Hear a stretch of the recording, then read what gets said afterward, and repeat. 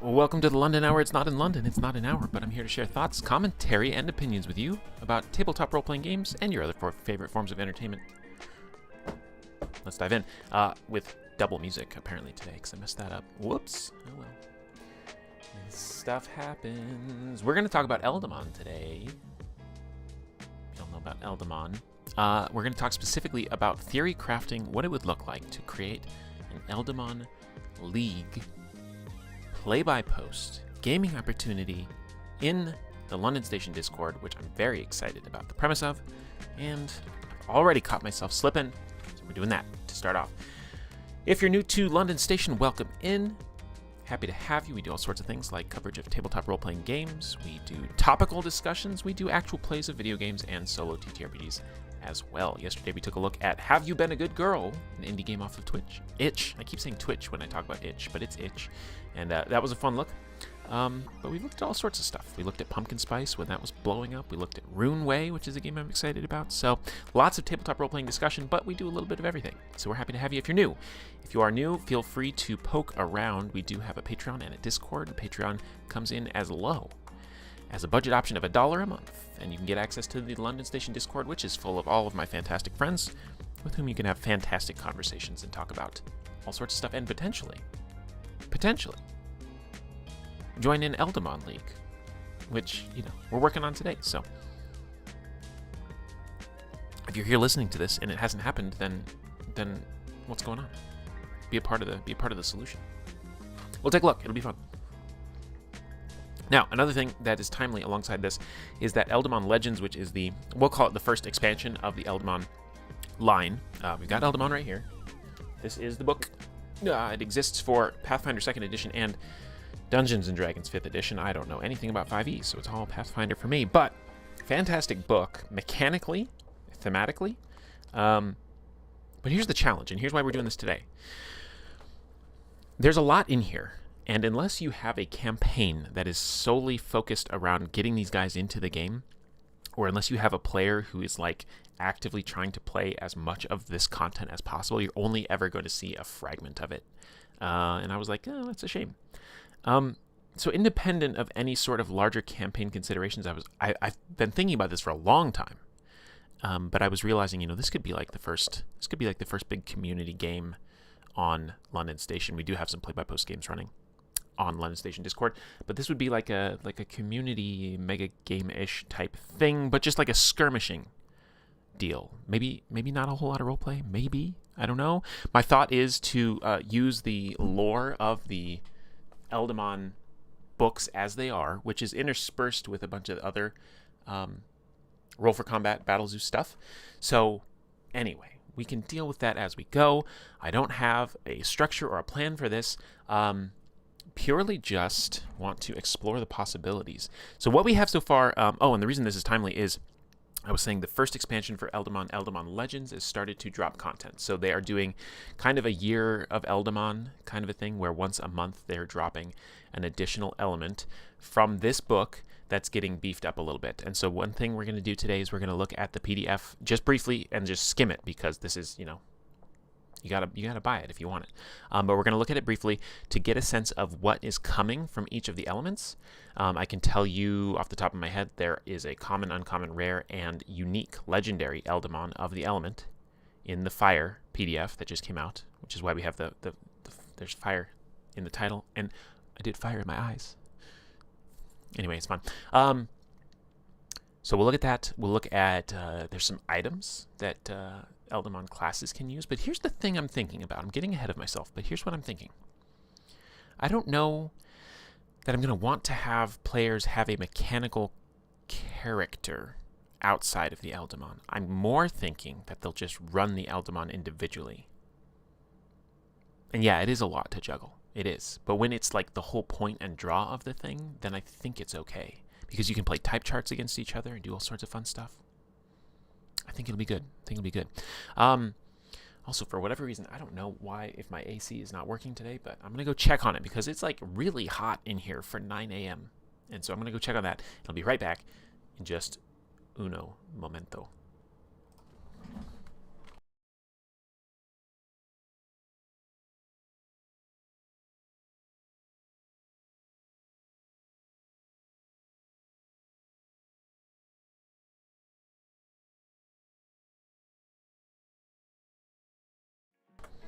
Okay, like I said, not gone for long, but just wanted to check on that. I just turned it down a bunch more. I don't know what to tell you.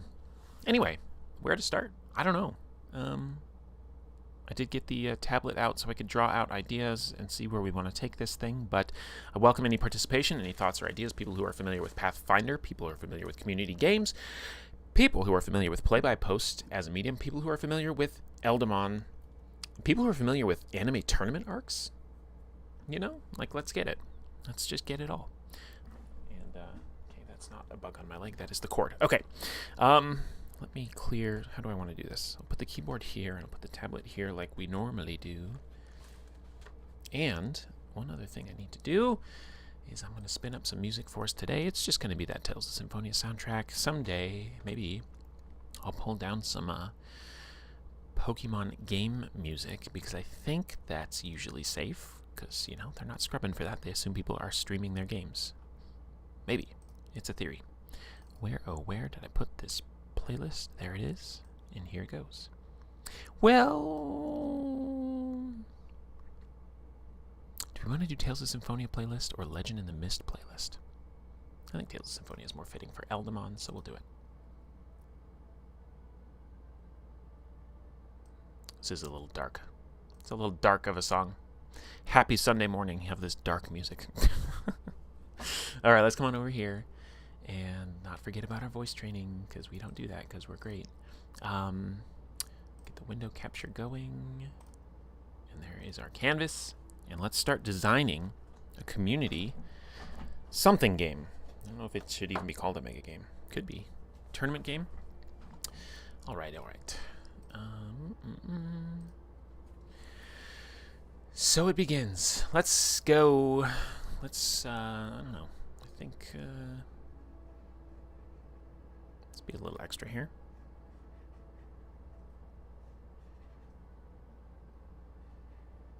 Hope you're all having a good day. I really do need to skip this song, though. Good lord. It's gloomy.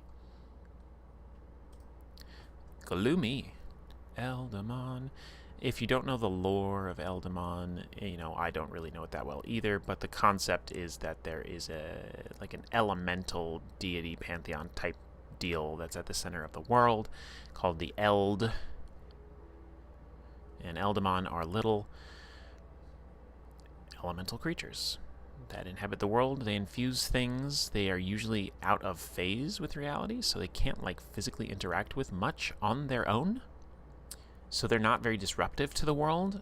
Only people who are identified as Eldamon trainers can even, like, they can be perceived by everybody, but they are the ones who can, like, bond with them, and they can actually share their phase, so that the Eldamon can come into the world and then actually create effects. So one element that we're going to have is, conceptually, the idea of Eldamon trainers. Now, these are the actual people that I assume.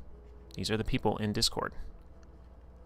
I don't know that we want to go the extra layer of immersion to have them have a character, but maybe we do. Maybe that would be of interest to people. You guys will have to let me know. You'll have to let me know. We will probably attract more people if we don't do this, if I'm honest. What's up, Thaddeus? Welcome in. But it could be interesting. It could be fun. I mean, I know my RP gang would probably want to have an actual character. But mechanically, I don't know if we're going to have a character is the problem. So I need to look into this a little more. The question there is how many, if any, Eldamon abilities key off of player stats? And I think problematically the answer might be a lot. So then the question is, do I just make a default Eldamon trainer? Or do I make... Maybe we could make Eldamon trainer archetypes. If we have to have a mechanical character, I think it would be cool for it to be like the Discord user is the character. I think that would be fun. I don't know. Like isekai'd into the Eldamon world. But maybe we can craft together a couple different like pre-gens, basically, where it's like we're not here to play with the character stats and the Pathfinder 2 progression of your character class. So maybe that's something that we could build up. Basically have, like, I don't know how many you would need, 6 pre-gens, because there are different abilities the Eldamon trainer has, and I should get the PDF too up at some point here. But the Eldamon trainer does have 3 like subclasses. They don't do a whole lot differently than one another. Let me see, because one of them is more for like exploration too, and like you wouldn't be doing that. So Eldamon Battler, your Eldamon gets the elemental shield action. That's going to be useful to everybody. The Eldamon Researcher is about like recall knowledge. But that could be fun. That could be fun to have, like, if you have the Eldamon Researcher subclass, to be in a battle with somebody else and be like, I want to, you know, rewrite this. So it's like I basically want to spend an action to like recall, you know, what, like you have to tell me like one of the powers that you have in your loadout or something. Kind of like if you're playing a card game and it's like you have abilities where it's like look at one card in the opposing player's hand.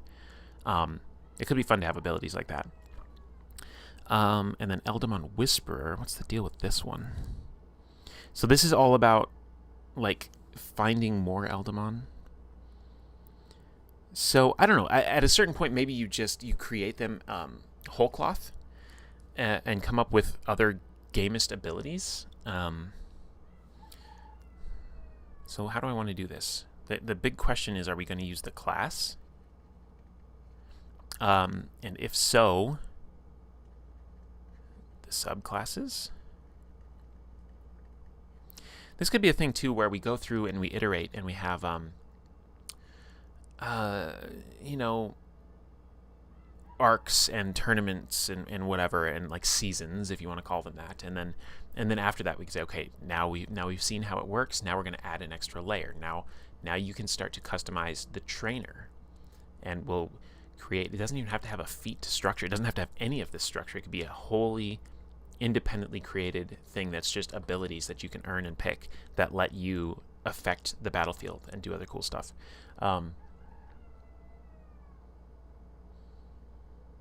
Yeah, so there's a lot to think about there. Okay, other random thoughts. We have 13 elements to play with. And they are, I wonder if I could actually remember them all off the top of my head. Here we go, pop quiz. Fire. Water. What just happened? Ice. Force. Light and darkness. Life and death. Electricity. Okay. 1, 2, 3, 4, 5, 6, 7, 8, 9. 4 left. 4 left. Force. Mind is in here. I got darkness and death. I can do this. Fire, water, ice. Wood. Air. 1, 2, 3, 4, 5, 6, 7, 8, 9, 10, 11, 12.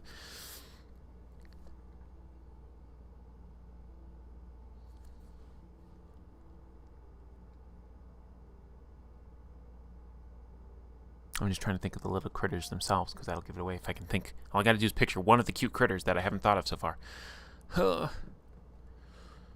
Force and mind. Light, darkness, life, death, electricity. Oh boy. It's going to be something super obvious too, isn't it? Earth.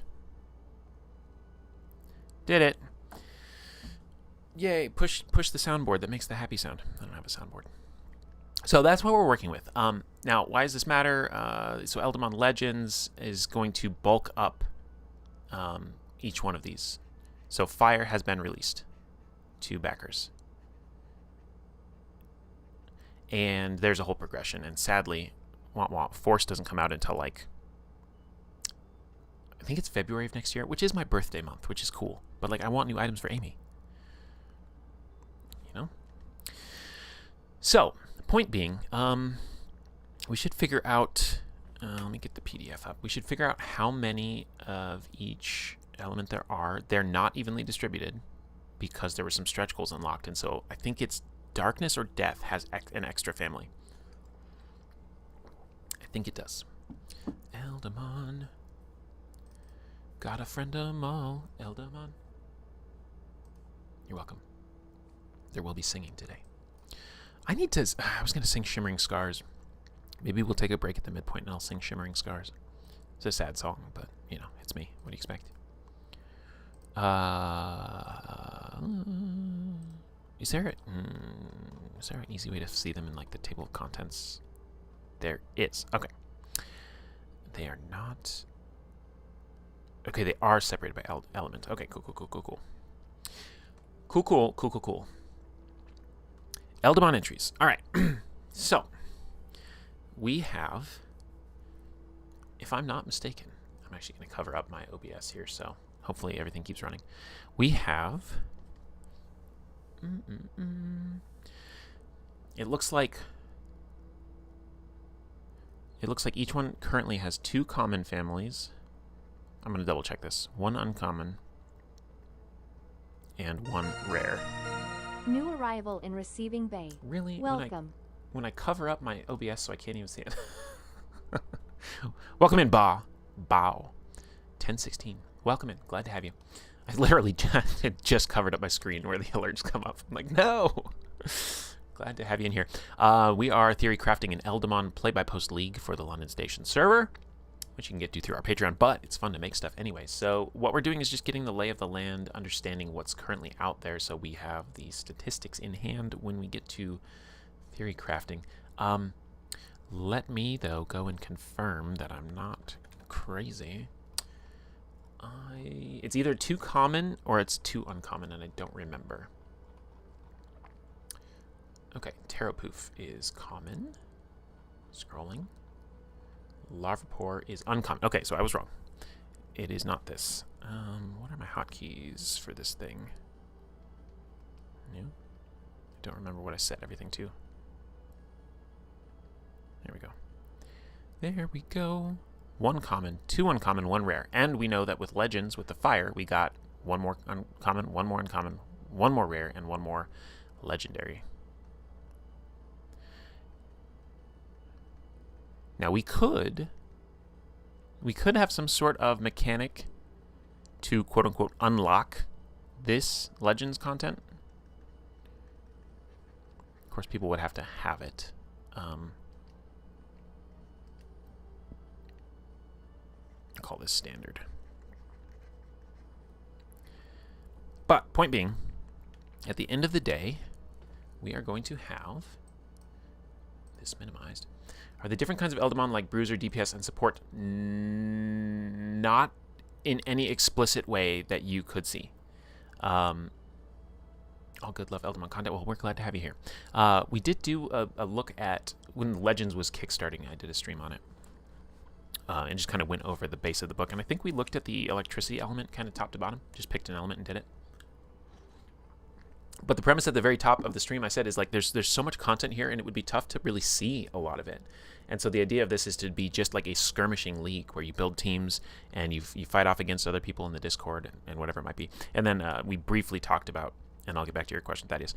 We briefly talked about like, should the trainer just be the person in Discord and just have it be like us actually battling each other? I kind of prefer that. I feel like, I don't know, it just feels more like competitive and fun and like we can shit talk each other. But potentially we could have the immersion layer of a character, or we could do it like, oh, it's an isekai, like whatever. And then we talked about like, do we actually want to use the class mechanics? Do we need to use the class mechanics? You know, how many abilities key off of like the trainer's DC or whatever, but can we just create like standard templates for the player stats? Was the thought. And then the subclasses, which I think, you know, we might want to ad hoc create like our own content of ways to interact with the league that we think is interesting, like forcing people to reveal what their power sets are in the mid battle, because that's you like, I've seen this Eldamon before, you know. So yeah. So that is, are the different kinds of Eldamon like Bruiser, DPS, and support not explicitly? It may be that is the case, but this is the thing, is like, here's my experience with Eldamon so far. So Hippo in our Discord, who is a player in New Dawn, which is our Pathfinder 2nd edition play-by-post mega game, has an Eldamon trainer, and his trainer Lala, she has a Boto, which is a water Eldamon. She has a Ankrub, who's been reskinned as a marshmallow, a literal walking marshmallow called Marshy, but has the power set of an Ankrub, and Mousy, who is a what is the name of that Eldamon actually? Anyway, the Mind Mouse. And so we've seen those mechanics at play a little bit. I have a Force Elemental avatar named Amy. So we've seen those mechanics a little bit, but like we haven't seen much else. The thing is that the Eldamon each individually have their own stats. So they're not just power sets. Like each one has its own attribute modifiers. Do they have different hit points? Let me flip through quickly. It might be that they future-proofed this by allowing for variation in hit point later on. It looks like, so far, just flipping through, everything has base hit points of 6, so that'll go up or, and be modified by their constitution. They have specific skills that they're better at than others. So, like, in combat, like, this stuff can matter. You can have an Eldamon who's better at tripping, for example, if you wanted to. And each element has its own resistances, weaknesses. Is it by element, though, or is it individual? Again, this is the sort of thing where it's like they may have written it out in this way so that they could deviate, rather than just saying, if you're this element, you have these resistances. It is individual. They have different land speeds, I think, don't they? Or is that another thing where looks like everything has a speed of 25 feet. But this is where you could play with it, right? Is to say, like, hey, you won this league or this like little tournament or this subset. You have some points to spend, and how do you want to spend those points? Maybe you want to spend points, and we come up with the value of like increase one of your Eldamon's speeds by 5. So yeah, I will say the elements do lean into different strengths and weaknesses. So as far as bruiser, DPS, and support, they do lean into by element. Like fire is a damaging element. In fact, let me put up the chart. If you guys haven't seen the chart, I think it's on page 83 or 79 or something. It's not any of those. It's not any of those. 71 maybe? I don't know. Aha, it was 71. I was close. Close memory. Let me get this on screen. Ta-da. So, this is what we're working with as far as their proclivities, let's say. So they do have these heat maps, or whatever you want to call these. Like, let's look at air, for example. Like, player complexity of using this is low. Control is a 2 out of 5. Debuff is a 2 out of 5. Defense is a 3 out of 5. Offense is a 3 out of 5. So it's kind of a balanced element as far as how the power sets interact. Now, this might be shaken up and changed by what comes out in Legends, although knowing Mark Seifter, I would almost expect that he would take this and use it as a design principle for what he continues to design to keep the element within its mechanical identity and save the new combinations for the third Eldamon book, which if Eldamon continues to do well, they will put out a third book that will contain, there's 13 elements in these first 2 projects across 2 books.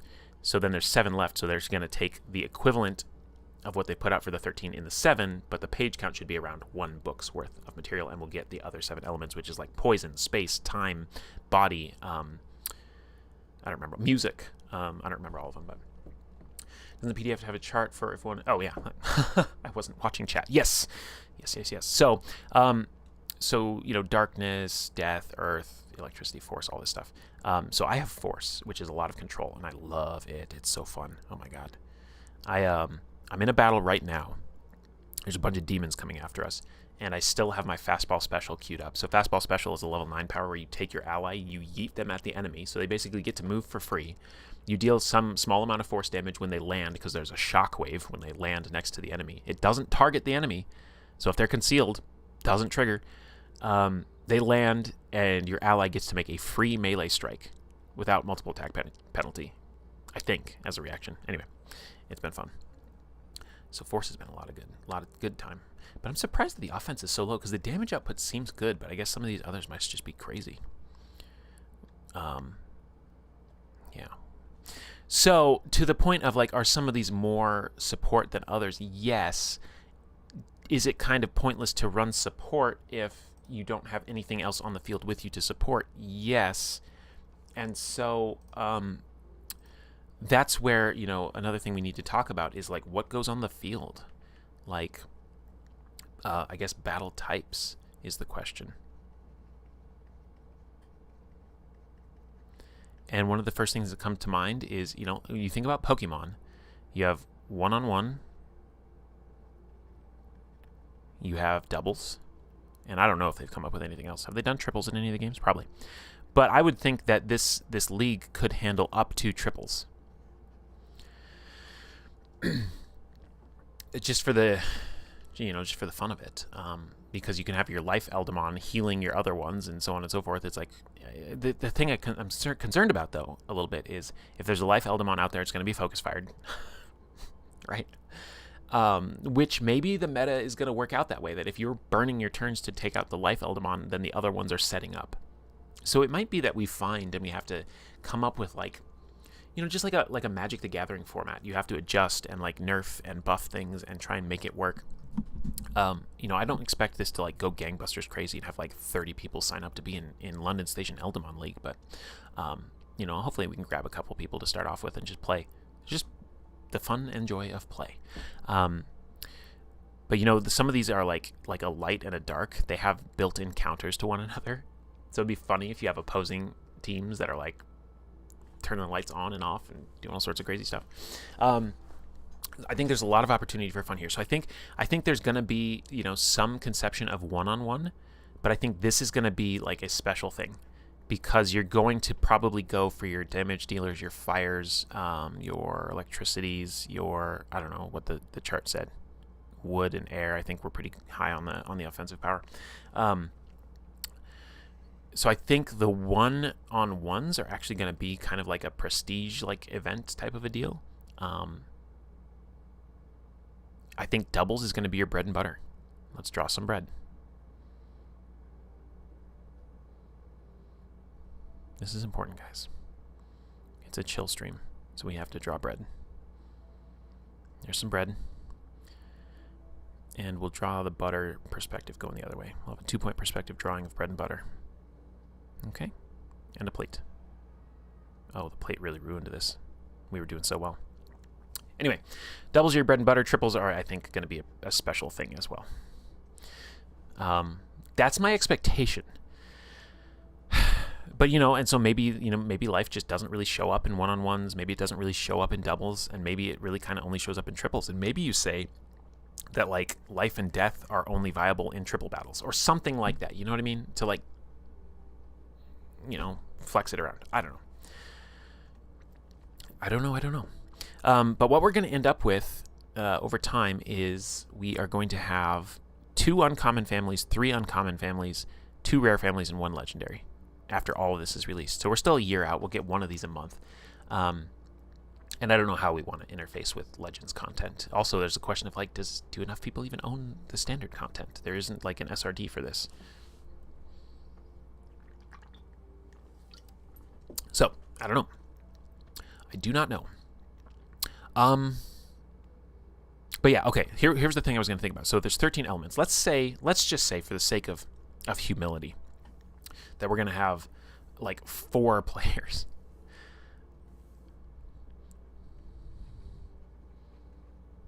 And I kind of think you want to start out, just tell everybody you get 3. Whether or not you're in a triple, double, or one-on-one, like if this is what it is, then you want people to be able to do the bare minimum, which is, or sorry, not the bare minimum. You want people to be able to participate in all of the battles. So if triples exist, you should have at least 3 Eldamon. The anime and games and Pokemon had beauty contests. Would that be included? That's fun. That's a fun idea. That would be really fun to develop alongside. Oh my gosh. Yeah, you could come up with like you could use Pathfinder 2 sort of victory point subsystem and then come up with a way of like how to earn different victory points. It'd be really complicated to try and do like the battling beauty contest style thing, but I really loved in XY. And my Pokemon knowledge is like, I watched probably, I guess, whatever the first 3 seasons of the original anime were, like up to the point where he went to the Orange Islands, I think. It was season 3, if I'm not mistaken. And then never really watched it again, and then I have somehow seen all of XY, and I don't know if I've seen XYZ. But anyway, point being, the more theatrical, like just fun, floofy side of the beauty contests. The mechanical parts, I don't know, from Gen 3, like Ruby and Sapphire introduced the more mechanical beauty battles. That would be tricky to adapt the powers to. But there might be a way to do it. So that would be fun. That's a fun idea. But that's a thing that I've always adored about the Pokemon franchise, I suppose, is that there's a really rich world there, and it starts to break down if you think about it too much. It just does. But there are, the show is obviously like heavily focused on your protagonist is going to be the battling character, because that's where your battling content is going to come from, and go and collect gym badges or whichever series you're in, if they do or don't have gym badges, trials, whatever you want to call it. And that's the exciting battle part of the anime. But there are usually companions of the protagonist who are like Serena in XY. She's like, I want to be the best. What do they call it in there? I don't remember what it's called. Something about the keys. I couldn't remember called to save my life. But like even in the original thing, Brock, he was like, oh, I'm a Pokemon breeder. And it's like, that's not really ever explored in the games, because what? Like, what? But that could be a thing where it's like, and these guys obviously are elemental spirit creatures, and they're not like running around, and you're not breeding them up. But you could have somebody who's like, I'm really good at finding them. I'm really good at befriending them. And so maybe they have, maybe they unlock access to, the rares, whereas other people only have access to the uncommons or commons, but there's some sort of trade-off there. There's so much you could do, and what is probably going to happen is basically, after all of this theorizing, we're just going to throw just basically the raw rules at the wall, and we'll say, pick 3 Eldamon, go fight them. And we'll, if it's popular in the server and it's something we want to develop more, we'll build on it from there. But it is exciting. There's a lot you can do. And, we won't be tying this to Galarian. We won't be tying this to any other setting. We won't even really probably be touching on World of Battlezoo, because I don't have it. That's why. But just kind of have this generic, elemental creature battling kind of thing. But who knows? So anyway, as I was saying, 4 players. If all 4 players each have 3 starting Eldamon, and I would say no repeats in element.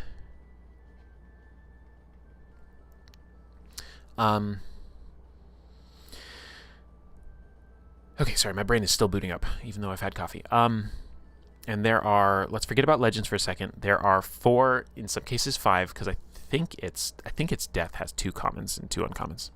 Or it's death or darkness, one of them has an extra. Maybe 2 of them do. I was going to look that up, whatever. So we're talking about... Oh, and I was going to talk about initial build points too. So the idea would be that like an uncommon costs 1, and uncommon costs 2, and a rare costs 3, and you start with 5 points. So you could go common, common, rare, or you could go common, uncommon, common, or you could just go on three commons and save your points, or something like that. I don't know. It was just a thought. There's probably a better way to do these numbers. Like maybe instead of 1, 2, 3 be like 2, 4, 8 or something like that, or 1, 2, 4, and you only get 5, so you just can't mechanically start with a rare at all. Anyway, lots of things to think about. But yeah, 3 starting, no repeats. You're going to have a total of, and I mean no repeats within the same player, but you're going to have a total of 12 Eldamon out there in the league. You'll only be seeing, I think, how many total families are there? It's 4 by 13. I can't do math on stream. That's not possible. 4 by 12 is 48, plus another 4 is 52 families, and I think there's some extras. So, you're seeing still at the very start only a fraction of the total here. And the interplay between them, you're going to see unique combos. So I think it's cool. I think that's probably where I would start if this was a draft document of just figuring out kind of where we wanted to go. You're a new player, you get three starting Eldamon, no repeats, maximum of 12, and I would say maybe maybe just do it this way and figure out points later. Max of 1 uncommon. So you get 2 common, 1 potential uncommon. Now, if you're not familiar with Eldamon, you're like, well, what's the difference between common and uncommon? It's just like Pathfinder 2. The rarity really exists on 2 axes. It's rarity based on how much is this going to screw over a campaign, and it's also rarity based on in-world rarity. So, actually, while I do this, I should pull this up. So, every Eldamon family. So here I'm looking at Sandit and Senderma and whatever. Sand lizard guy. Oh, he has 8 hit points. So the hit points must be by element then. Fun and cool to examine. Each family has their own special abilities. So on top of the power sets that you choose and maintain throughout as you go, and I suppose, okay, we need to talk about power sets too. Okay, put a pin in that. They each have their own special abilities. So, for example, Sand Lizard, Eldamon. Battle mode is Sanderma. Elemental ability. Protrusive cover. Your earth power seeps out of you, allowing you to grant your allies additional cover. So this is an ally ability. This does nothing for you if you're in a one-on-one battle. You see what I mean? So what I need to do, and what we'll do over time, is to like look through and study these and figure out how much the existing powers and abilities expect you to have allies on the field. Because we don't want to just like have dead abilities. But then again, if I'm just as likely to have a dead ability as you and it's not actually hurting us, then like, yeah, okay, that can show up in a one-on-one and you can say, too bad that my Earth Eldamon is a Sandit because I'm not getting anything off of this. I think that's okay. I think that's fine. Form ability, so when it's in battle form, which it will be. Sand Shroud, well, will it? We could have a pet league. Anyway, Sand Shroud. When you're hit, you shroud yourself with sand that conceals you from follow-up attacks. If a creature hits you with a strike, the impact launches a shroud of sand, causing you to become concealed by the sand until the end of that creature's turn. So, they hit you, and then you're concealed for the rest of that turn. That's not a very good ability, if I'm real, if I'm honest with you. It would be nice if it applied till the end of your own turn, because then you'd be concealed to every other Eldamon on the field. And then the evolution ability, which we'll have to discuss how we do that as well. Like, how do you get to the final evolution tier? Puppet Tail. Your tail can lure foes off guard and distract them. As a single action, you can attempt a performance check against a creature's perception DC, causing them to become off guard until the end of your next turn on a success, which is great, because that's a setup ability for the rest of your party. If you attempt a tail strike after resolving it, the target becomes off guard until the end of your turn, unless the strike was a critical failure. So you get a couple chances to make them off guard, which is cool. Cool. You know, this isn't going to be Pathfinder 2, right? Because it's not like, what's the most important reason to make something off guard? It's to trigger rogue sneak attacks ability. And we don't have rogues. So it'll be fun, I think, at a minimum, to like just play with it and figure out what shakes out. You know, we don't have to study this and make it perfect, but we can discover along as we go. The other thing we could do is, rather than having you choose your Eldamon, it could be random. It could be random, which would be crazy. Random? Or chosen. And I was thinking, actually, it could be fun to do some sort of thing where it's like, you've won some league matches, you've earned some points, whatever. You can spend those points on whatever. You know, for the sake of just illustration, that you could be like, it's 1 point to get a random new Eldamon. It's 3 points to be able to choose. Or something like that, just to like encourage the spontaneity of it. But that depends on kind of like, if people are interested in actually doing this and playing this, sharing like what parts of it they're actually excited about. And if they want to craft and build a team, or if they'd like to be assigned a team. I think that'd be so fun. Just get a random team assigned. Maybe that could be like a season 0 of just trying out the mechanics and how it all works. Is just be like, look, you don't get to make any choices. You just get assigned. Oh, that's right. We were going to talk about power sets. I think this is something I would want to probably enforce. Power sets. Believe it or not. Okay, if you're at level 1, everybody's powers are the same, because there's only enough level 1 powers to have one build out. But as you level up, gotta put that voice command in chat. As you level up, they have power progressions. So here, let me show you. Yeah, I could show you on the PDF, but they're down here. This block says power progression. Death touch. I can't read from here. Steel breath. Retributive weakening. Recap. Reap lives. Sorry, that was ineffective. But the point is that this Moorpup Death Dog has a different power progression than the Grima Death Cat. And so they actually have unique moves to them, which is more in line with the Creature Battling Games Pokemon, predominantly is the one I have the most experience with, where they have a prescribed move list of things they can learn. Unlike Pokemon, they can only know 4 moves at a time. These guys can know more moves, but they can only put so many into their loadout at a time. So it'll be a process of figuring out, like, how does it work as we level up. Do we want to have, let's say, power sets are going to be prescriptive to Eldamon entry. Now, this is going to get messed up, too, when you start to throw in Legends, because Legends does have new moves. Here's the other thing that Legends has. It has 1 new active power for every 4th level. So it's active power at 1, 5, 9, 13, 17, I think.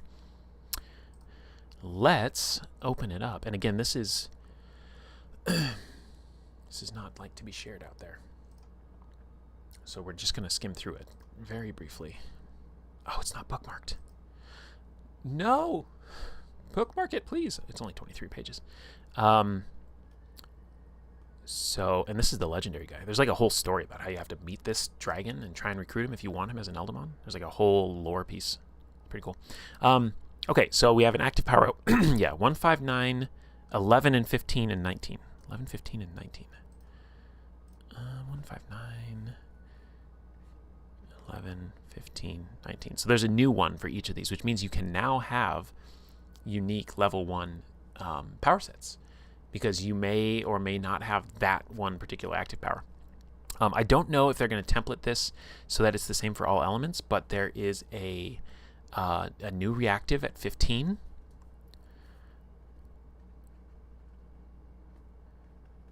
And what else have we got? A refresh at 3.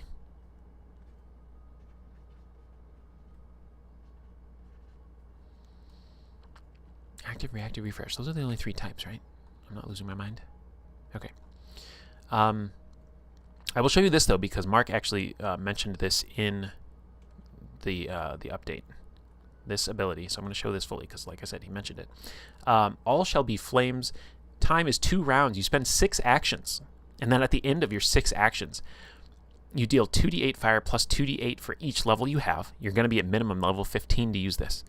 So 2d8 for every level. That's 30d8 plus another 2d8. So you're doing 32d8 fire damage to all creatures in a 60-foot emanation, except any allies you choose to exclude with a basic reflex save. Then it says you can burn 1, 2, or 3 of your other powers to enhance this effect. If you burn 1, increase the radius to 90. If you burn 2, increase the radius to 120 and change the dice to d10s. So now you're doing 32 d10. If you burn 3 powers, increase the radius to 150, dice increase to d10s, and you get a bonus to your damage equal to your level, which is another 15. So you're rolling 32 d10 plus 15. So, what does that even come out to? 32 d10 plus 15. D10 average is 5.5. Oh no, what have I done? Why have I done this to myself? It's a lot. Kissing 200. Getting close to 200. Anyway, somebody can crunch that number for us. Somebody with a calculator, please. Please.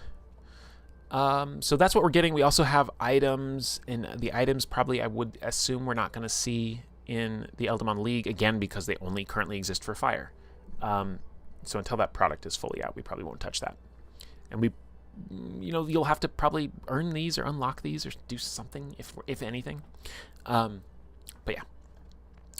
How did I get on that topic? I was talking about randomness. I was talking about power sets. What else did we want to say about power sets? Nothing really. We'll just say Legends content unlock. Oh, that's where I was going with this. So the power sets that have been printed in this book, this is a little bit of a bummer. They do not include the Eldamon Legends powers. So presumably in the 3rd book, when everything comes out alongside itself for the last 7, they're going to have this spread out more evenly of different Eldamon learning different things. Or you could say, you know what, it's fine, 191 damage. Oh, God. Now imagine it has weakness to 10 fire. There you go. 201. To an emanation of 150 feet. That's wild. You are the fireball. So, okay, the counterpoint to that is, well, the Eldamon that are in each, expansion PDF, I'll pull it back up,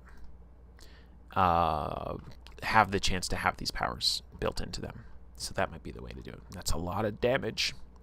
It's a lot of damage, chat. So let's look at Cancer. Look at this little guy. Is that his name? Cancer? Yeah. Look at him. Fan of Flames, Flame Whip, Retributive Bear, and Devour Flames. I think Fan of Flames is from this book. There's no bookmarks. I can't quickly jump. Is that from here? No. Okay. So it had the chance to have Combusting Sparks. This is the new one, but it doesn't. So let's... Does it change into Combustive Spark? It doesn't. Okay. So can you imagine how much work this takes to put together?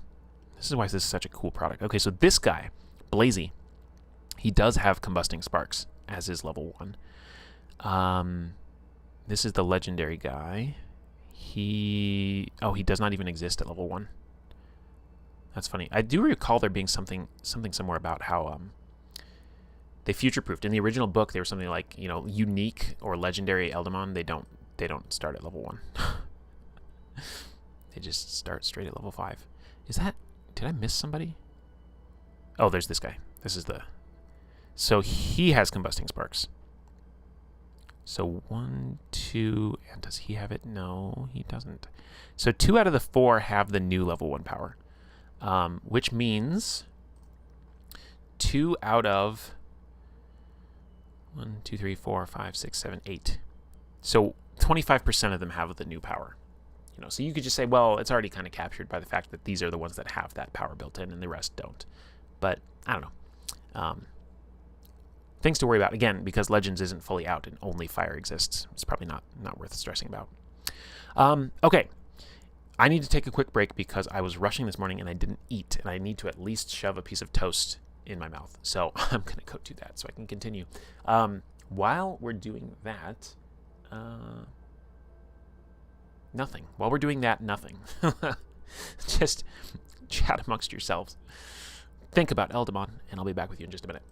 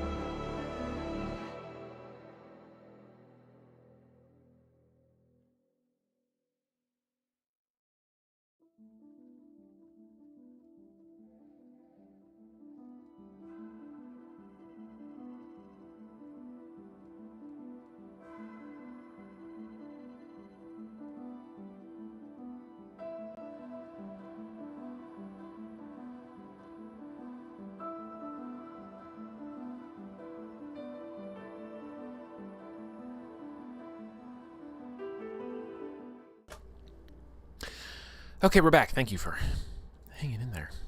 I just started to feel that pit in my stomach, like, oh, you didn't eat today, girl. You should try that. It's found to be very effective.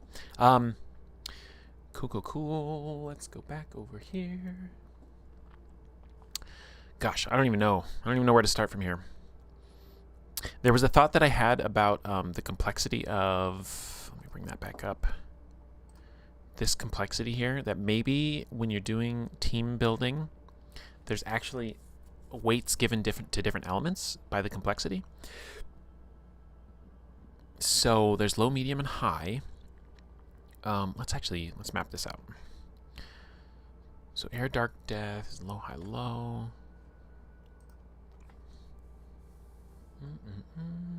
Air. Darkness is high, death is low, air is low. Earth, electricity, and fire is medium, low. Oh, I forget. I gotta minimize that because OBS can see it still.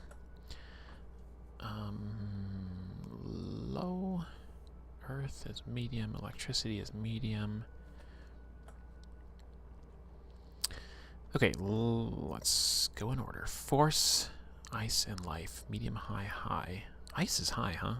Well, I know why that's high. Oh my gosh, I keep screwing this up. Force. Light. Wait, what did I just... Oh my god, guys. I'm so sorry. Ice and life. Okay, maybe I'll put this over here again. Nobody do anything cool while I'm over on the screen. Ice and life. Was death really low? Death was low and life was high. Interesting. Light is medium. Mind is low.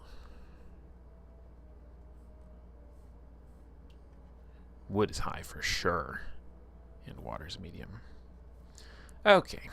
All right. Now, I kind of want to organize these, so I'm going to. How about that? How about doing what you want in life? It's a good thing to do. Okay, low complexity. We have, let's try and do this alphabetically too. Are there only 4? Oh my gosh. Air. Death. Fire. And mind.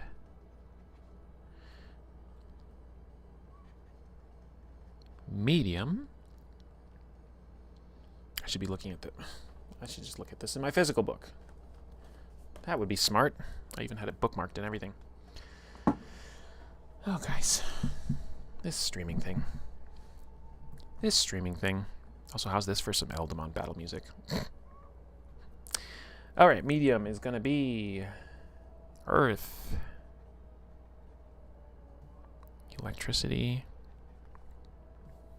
Force. Light. And water. And high is dark. Ice. Life. And wood. Decently evenly split. So my thinking was that maybe you're starting 3 Eldamon, and maybe there's some limitation on uncommon, rare, so you say, okay, you can have 2 commons, 1 uncommon, can't double up on elements, but furthermore, you can only have at most 1 high.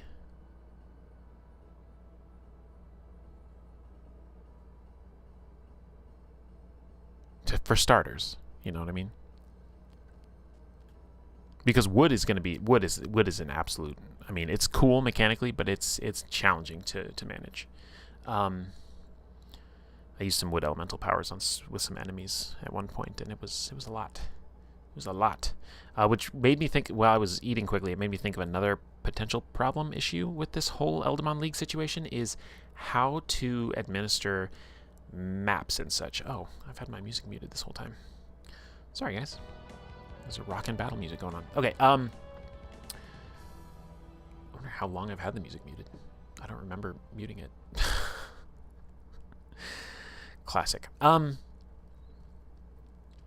But yeah, as far as the maps are concerned, because in play-by-post, like, even if you have like a quote-unquote GM-less or a GM full game, like New Dawn, which you can go, there's old streams on that. Go watch that if you want. There's still, like, at the moment of combat, there is one person who is managing the enemies and the maps.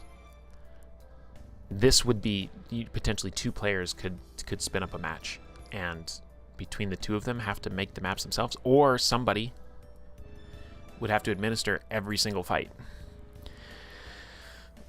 which I could do because I don't have to control enemies, so it's really just a clerical task. But the way that I do maps, don't gag, but I use Google Drawings for my maps, and I draw shapes on there, and I make tokens and everything like that. It would probably make sense if this became a formalized thing to actually have a Foundry server that was running this.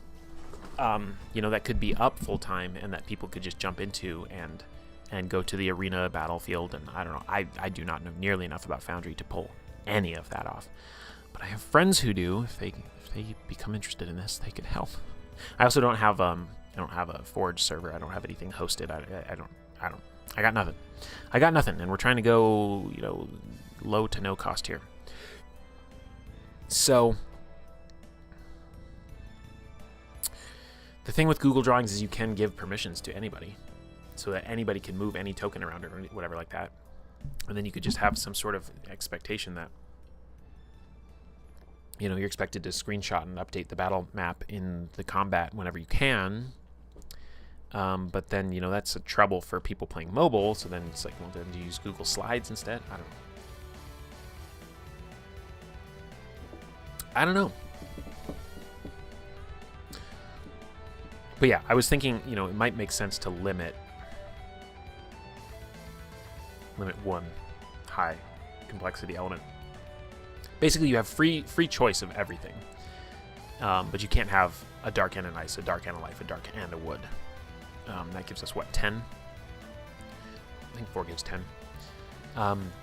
10 combinations that you'll never see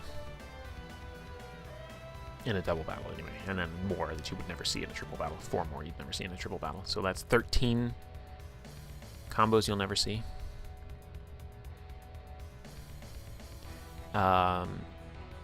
And there are, hundreds of combinations. So that's maybe not the end of the world, maybe not the worst thing in the world. I don't know. What else do we need to think about? A lot of this is going to be just kind of like actually like throwing stuff at the wall and seeing how it works and looks.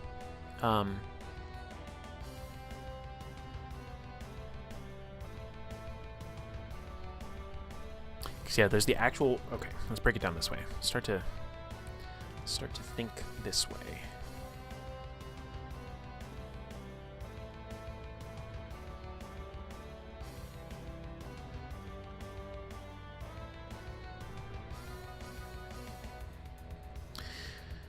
There are going to be mechanical zones of consideration, and one of them is going to be the actual battle mechanics. And that's going to be Pathfinder 2 / Eldamon is going to handle the bulk of that.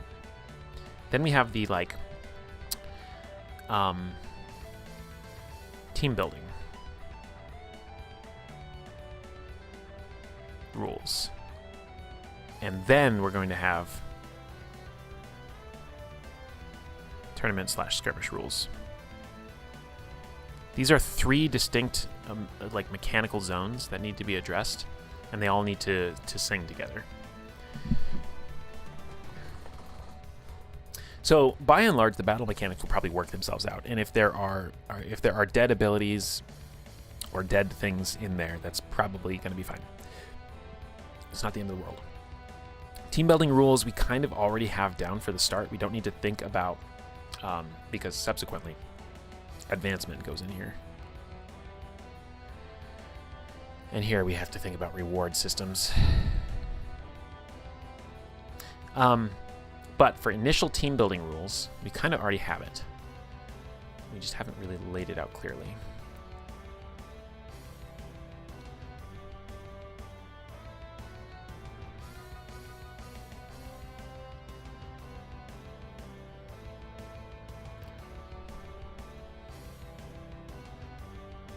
It's basically choose 3 Eldamon.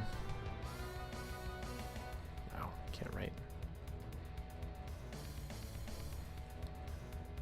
With the following stipulations.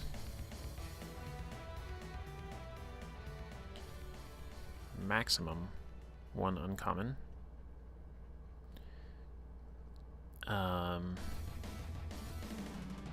They have maximum 1 high complexity.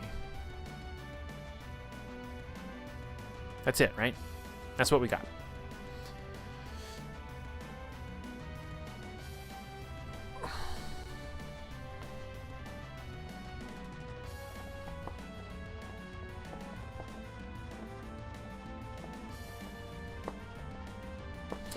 I think we should do some, where did my dice go? I think we should do some random generation here just to kind of get a feel for this. So, we could do D20 for a random element. It's too bad this book kickstarted to have 13 elements and not 12. That would have been great. So this doesn't matter. We'll do it in the order that I wrote it down in the sheet, even though it's not alphabetical, and or in the order of the book. We got a 20, so that's a reroll. 14 is a reroll. 3. So we have an Ice Eldamon.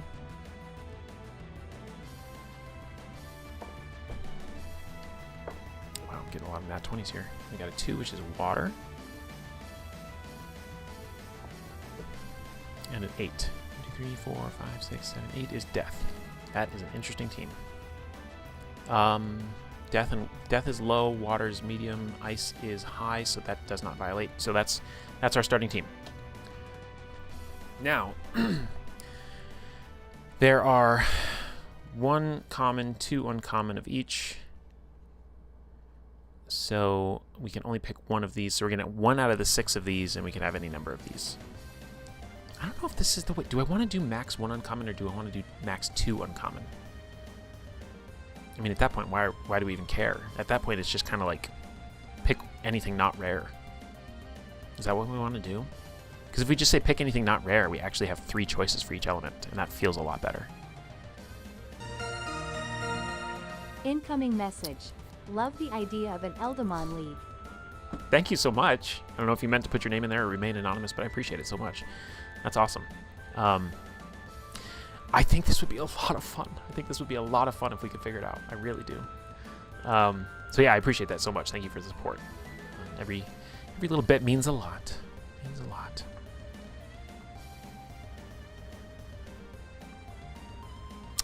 I kind of, I gotta say, honestly, now that we're like playing with it, like I kind of want to just strike that rule. Like, who cares? What if I just say must have 1 common? I could do that. You know what would be cute is you must have 1 common. This was your first Eldamon. This is like your starter Pokemon. That's the way to do it. And, you know, as Legends comes out, you'll have more choices of commons. So, like right now, we could take, what's his name, Sparky? The little Fire Spark guy. Or Squirlash for fire. There are 2 commons for fire right now. But we do not have that. We have Ice, Water, and Death. So let's make some fun choices here and just see kind of like as we do this, what shakes out in the choosing of it, right?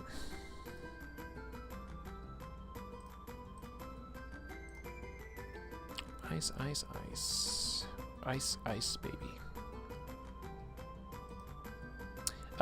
Really quickly, before we continue this, a couple other things to think about. This is the flavor stuff that like I also want to not ignore. Is like the concept of like the monotype trainer. It's probably not going to work here, but there might be like, as people gain extra Eldamon or something like that, like maybe if you get to the point where you have 2 of an element, you can enter into like monotype leagues. So that's something to explore, is the trope of the monotype trainer, right? I'll put these ideas here because we also had the beauty contests and the breeding, quote unquote. So these could be like downtime, like side action things that you can do to earn different points or cosmetics or whatever. It'd be like, this is my Chillot, but it has a cute pink bow on its head. We are also probably not going to deal with phasing. I think that the phasing whole thing is a balance that is required for Pathfinder 2 and 5e so that you don't just have them all running around. But I think this could be a world where, like, no, they're literally running around. Like, as soon as they make a bond with an Eldamon trainer, which you, the person playing in the Discord, are the trainer, they can just run around and be corporeal in the world. I think that's the way to go. But maybe, you know, they can opt to phase out. I don't know. Point being, if we're going to have doubles and triple battles, then they all need to be phased in at once. And mechanically, you cannot do that. So we are breaking from the mechanics in order to make this Eldamon League.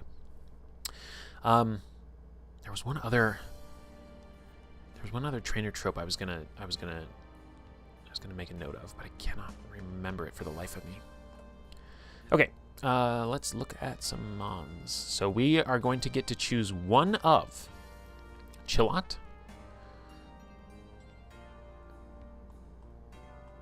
this guy,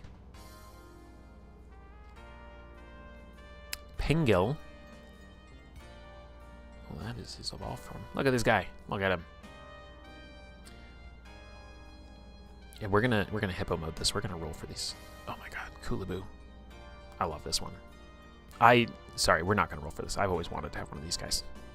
We're gonna have a Coolaboo.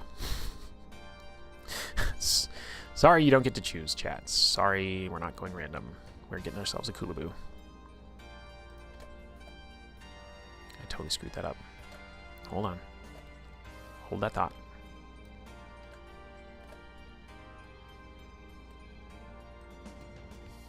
Okay, I know you can't see what I'm doing on the other screen, but bear with me. So, next we had Death, didn't we? So we're gonna be able to choose Shadapi, is the common, or Duskoyodl, who's an absolute cutie. Look at this face. Look at him. Sorry, I need to do this again. Or Lepismini, it's a silverfish guy. He's uncommon. Bug guy. And Kageko's rare. I think Death is the one that had 2 rares. Yeah, Death had 2 rares. Because it hit some stretch goals or something. So, I really like Duskoyodl, but that's going to force us into... What's our other element? We got Death, Ice, and Water. Okay. Water, I don't mind taking Boto, though. Boto's a cutie. So possibly Duskoyodl. Depends on what we want to do for water. This feels like a fun process of choice, though. Boto. So this guy would be our common. And that would be then our first Eldamon.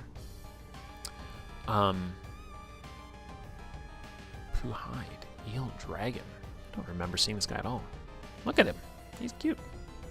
Anguilake. Or Etmoist Water Shark. Ooh. Gosh, they're cool. Do we go with the Shadow Possum and one of these cool water guys? Or do we go with Boto? I think we go with Boto and get the cute coyote.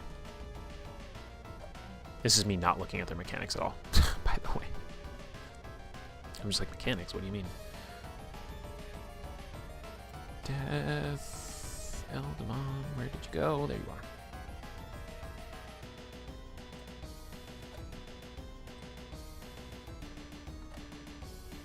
I know somebody's going to want to roleplay all of this too. Okay, let me minimize this. Ta-da, there's our team. you know, our unevolved pet team. So we have this. We're gonna have so let's do. So this is our common. Wow, can I write today? No.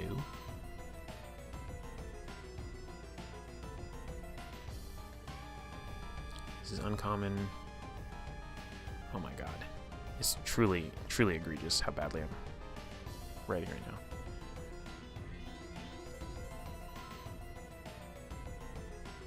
And this is uncommon. That feels fun, right? That decision-making process. You know you're going to end up with one of the commons, but then you get to choose between 3 other ones. You could go with 2 commons. You could go with 3 commons if you wanted to. And mechanically, again, these probably, like, there's probably reasons you might want to pick one or the other. I don't even know what their abilities are, but that would be part of the decision-making process to build your initial team. And this is with random element selection too. So imagine you have to pick your elements and this. But I do think there might be merit to doing like a super rough, like, let's forget about the tournaments. Let's forget about everything. Let's just test out, like, phase 1 is just test out the team building. So you're going to get random selection of elements, but you get to, I can't think. You know, you get to choose your dudes. So we'd have a roll table probably for the 9 elements that are not rare, and then you just reroll on a 10 to generate 2 of those, and then a roll table with all 13, which you would use, you know, a d24 and reroll most of them.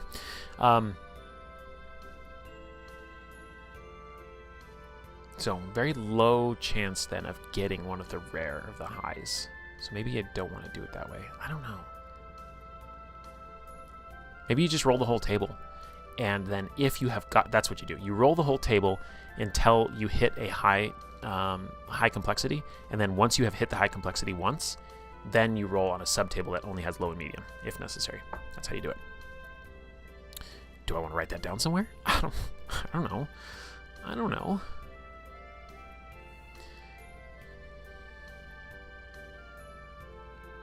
Wow.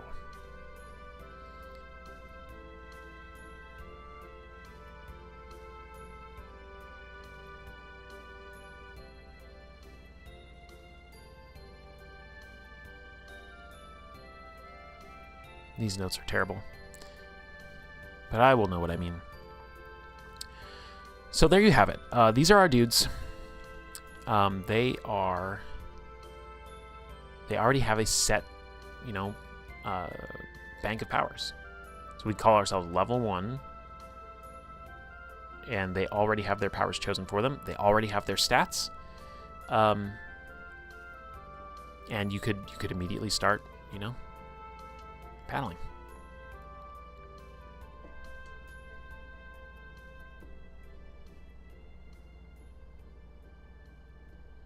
It'd be really interesting to see if there are Eldamon that are more adept at striking than using powers. And I presume that's the case because they do have different stat blocks, right? So maybe we should look at that. So our coyote boy. Wait a second. Did I screw up? Did I grab a darkness instead of a... I did. I grabbed a darkness instead of a death. Whoops. Okay, so for death we were supposed to choose between Moorpup, Grima, and Higdwyn. Oh, that's... Yeah, we're taking Higdwyn. You guys are going to see a theme develop on this team because I've always liked... Sorry, Duskyoidal. You need to disappear. I'm so sorry. Sorry if you loved him, chat. I'm sorry. He has to go. He was not rolled. But it's okay. Don't worry. We're getting this guy. Yes. Look at the stars in his eyes. Oh my gosh.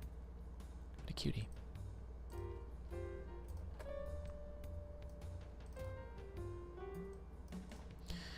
All right. So let's look at him mechanically. Strength 0, Dex +2. So, like, yeah, here's his melee. He's got an antler. Finesse. Okay, finesse. Isn't finesse when they use their dex to attack instead of strength. So you got a +2 on your hit. Damage is 1d4 plus 1 additional void. And then evolved form, which they won't be in for any amount of time.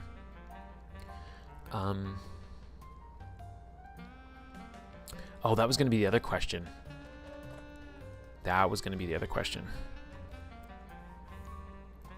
Does your team level up, or do the individuals level up? We're going to have to think of a whole experience thing if we want to do it that way.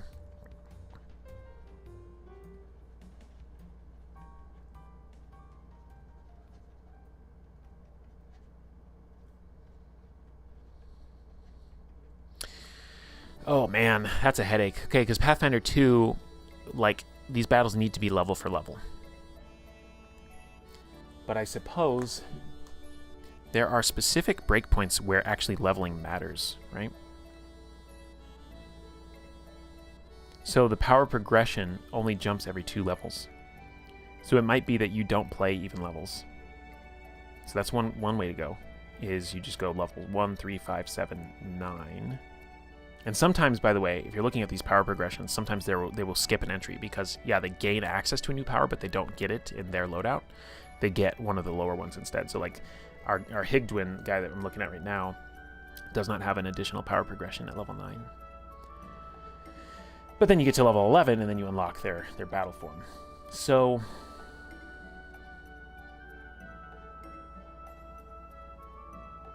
boy, I do not know how to solve that. You could do seasonal level up. So it's not even team level up, it's that the whole league levels up. I kind of had this idea, actually, for a mega game. But, like, there's going to be, say there's, like, league points for battles. And you have to have enough league points to advance to, like, higher leagues, let's say. And if we want to do it on even levels, then it's like, you know, you need a certain amount of points, 10 points, 20 points, 40 points, 80 points, whatever.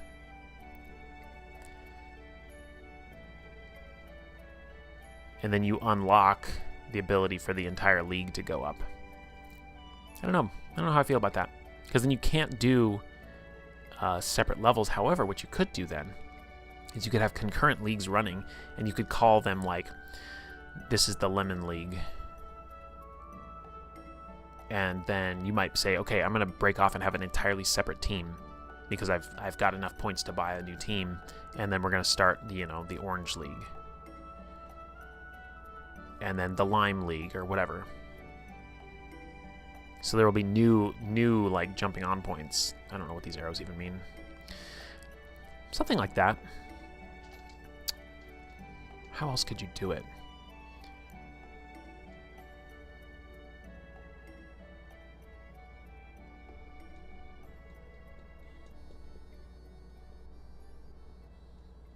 And also, what are the rewards for winning or losing if everybody advances regardless? Is it just for fun? That can't be it, right?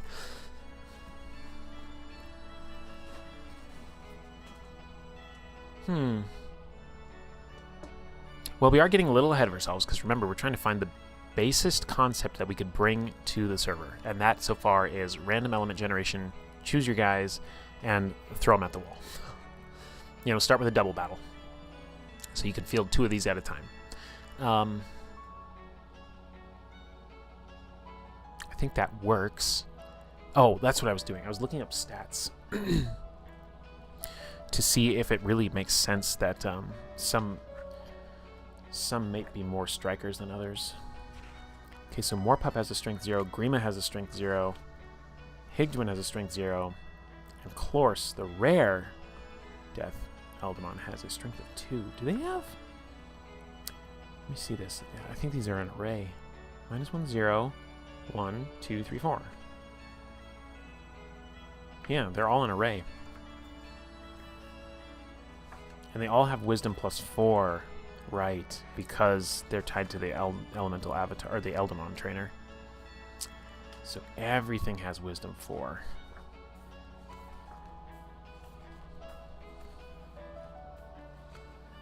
this guy has a strength -1. Yeah, never strike with him. But okay, it kind of looks like a lot of the ones that have a higher dex have finesse on their attacks.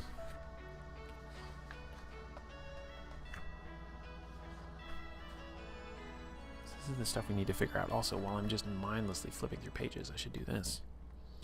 Mindlessly. I'm not mindlessly flipping through pages. What I'm trying to find out and ascertain right now is if there's anything that has a higher strength than dex, and I've found one so far. And even that is only a +2.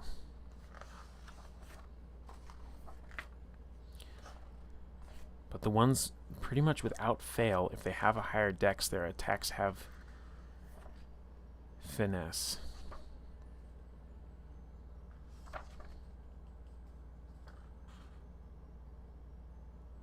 Except for this poor guy.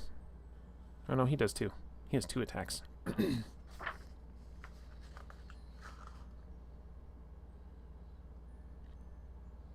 The earth guys seem to be kind of bad at attacking.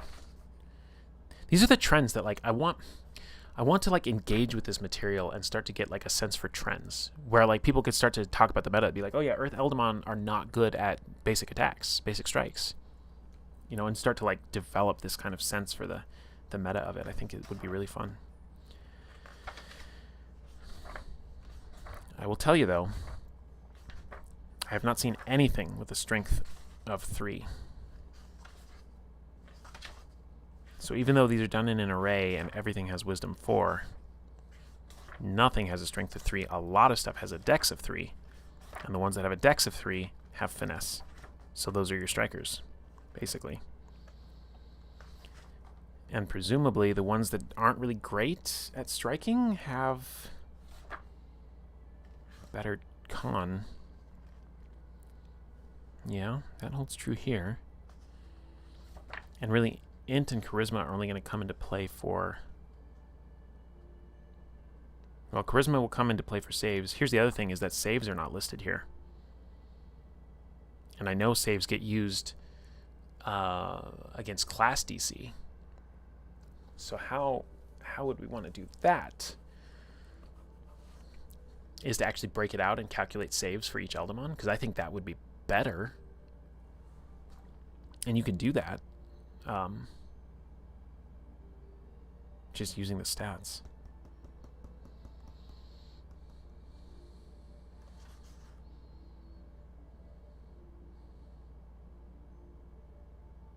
Are will saves based off of charisma or wisdom? I cannot remember. Reflex? Fortitude? It's the sort of thing a gamer should know.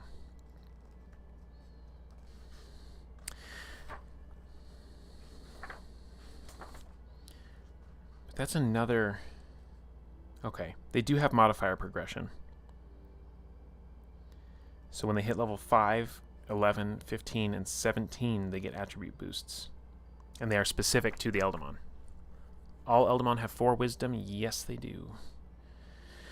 So that's either something to change or to just deal with. I mean, what does that do for them skill-wise?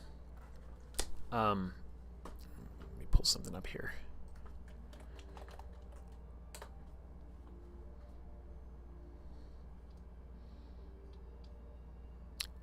Come on, internet.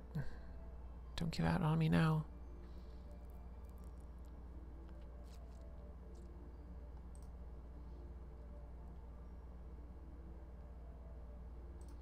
This is not the fastest way to do this. This was a terrible way to do this. This is not the fastest way to look this up. I know, like, survival is wisdom. Let's do it this way.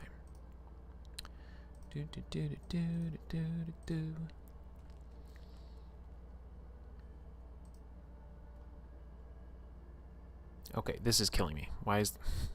I should have just grabbed the book off the shelf behind me. Wisdom... Those are all charisma. Is nature... No, nature's... What is nature? I should know this stuff. Nature is wisdom. Okay. Survival's wisdom. Oh, yeah. I mean, they by and large solved a lot of the quirks, but some of the solutions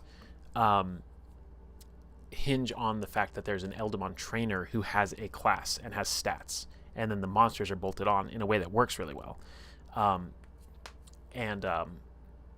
So it wasn't designed as its own standalone thing where just the creatures are fighting, which is what we're trying to explore.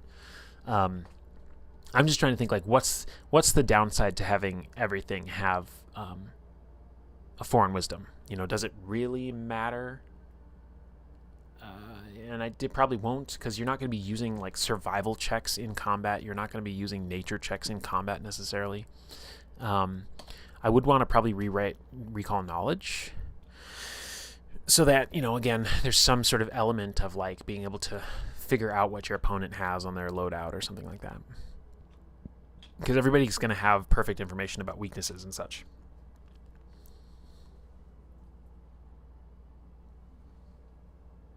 That's actually something we should look at, is what the weakness rules actually are. For Eldamon. Which I don't know where to find, if I'm honest with you. We need to go back to our chart. Okay, here we go. Improvising weaknesses and resistances. No, we don't want to improvise. Sometimes creatures won't list a direct weakness to the element or its trait. Okay, this is for monsters. If there's no out of combat stuff, it's probably fine, yeah.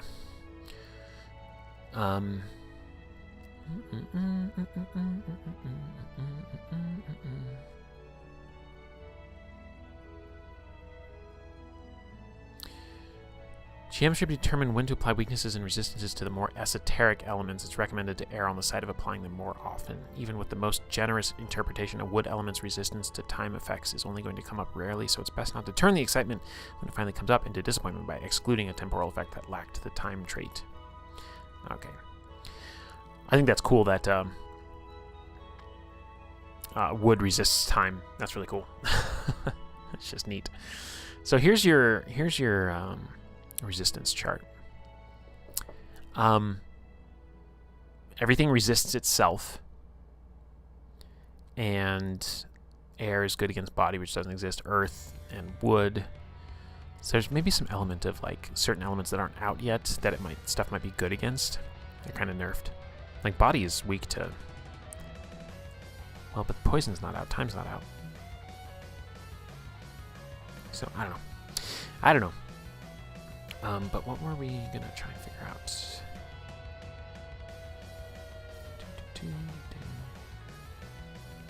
Strengths and weaknesses of various elements. Oh, they are included in the individual element's stats. Okay. Okay. Let's pull one up. Let us pull one up. Eldamon. Let's get our little guy. So here we go. Yeah, weakness is light spirit, resistance is poison void. Where does it tell me the amount?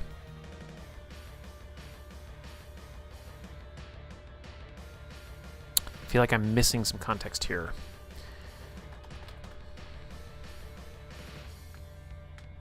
I'm missing something.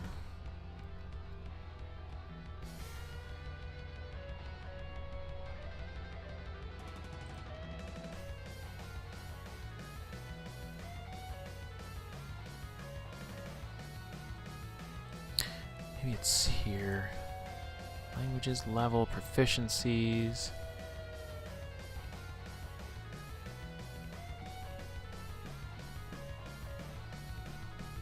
Advancement.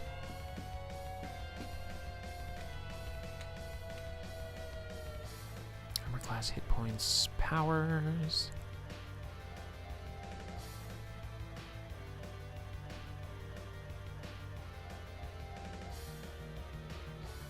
Aha! Check it out. Resistance and weakness is equal to their level. So it's not actually going to be that impactful, to be honest. My light died. I'll recharge my light. Okay. So that's fine. That's easy enough to understand. What else do we need to solve theoretically before we can actually kind of throw a playtest out? We have a way to generate teams. We have a way to generate powers. I think that's everything we need to know. It really is. And then it's a matter of like finding as we go little things that don't work in a battle system. Finding things that invoke or refer back to the Eldamon trainer. So we could do that right now. We could do that with our elements, because we got an ice guy. So we can tell exactly what our powers are going to be. We're going to have Flurry and Gelid Touch. This is just cold damage. Does not care about the trainer. Gelid Touch. Power Attack does not care about the trainer. We're going to have a Retributive Freeze. Some of these things are just not going to come up much, sadly. So this is going to be tough. Okay. So when a GM is playing a monster who doesn't know anything about your Eldamon, and they're like, okay, I'm going to come do a physical strike. So then you're like, haha, Retributive Freeze. Well, at a certain point, like everybody who plays this Eldamon League is going to know if you're an Ice Eldamon below level 5, you're going to have Retributive Freeze. So I don't want to hit you with a melee attack. So maybe that prompts interesting decisions where they decide to risk it or not, or maybe they just avoid it and that makes the gameplay unfun. These are things that we're going to have to flesh out in actual play. Anyway, and then you're going to have Intensify Cold. And that's fine. That doesn't invoke the trainer at all. Maybe I should look at it from the trainer point of view. Okay, Phase Eldamon we don't care about. Tug Conduit we don't care about. Elemental Shield we don't care about. Well, actually, the subclasses we do need to figure out. So, but I think we might create those whole cloth rather than apply these. The Battler, Researcher, and Whisperer. And we'll probably make custom abilities for those. Then there's class feats, powers, elemental assistance. This is cool. Elemental effusion.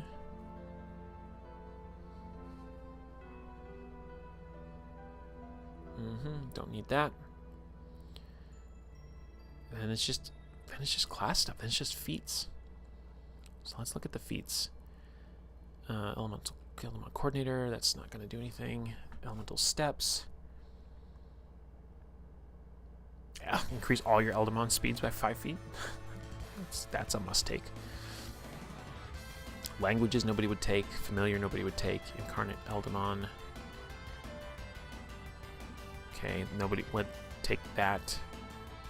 And nobody would take that. So really, like, there's only one mechanical thing you might choose, and it just increases your speeds by 5 feet. So instead, I would just say, no, you don't get these feats.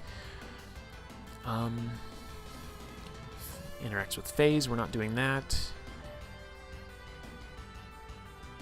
Familiar, we're not doing that. Resistance.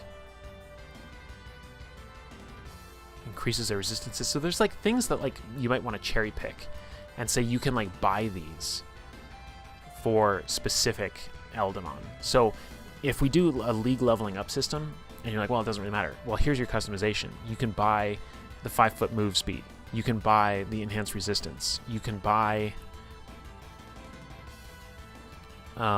additional skills or whatever, if any of these are any good. Oh, this is interesting. I never read this before. This is kind of like personality traits, but then gets them skills. But which ones would be actually useful? Athletics, yes. Thievery, no. Performance, no, not really. Acrobatics, yes. Survival, no. Stealth, maybe. Intimidation, yes. So this is another thing where it's like, I like the idea, but we would probably make that custom to go along with the league. But that's an idea. That's actually a good idea for progression. I don't know where we've even written any of this stuff. Did we write anything about progression anywhere? Not really. But there's a lot of things to do. Okay, progression can take many forms here. We can get more Eldamon. We can get... Maybe you let people buy more powers so they can have powers outside of the prescribed list. I kind of don't like that because I want the identity to be tied to the actual little guy.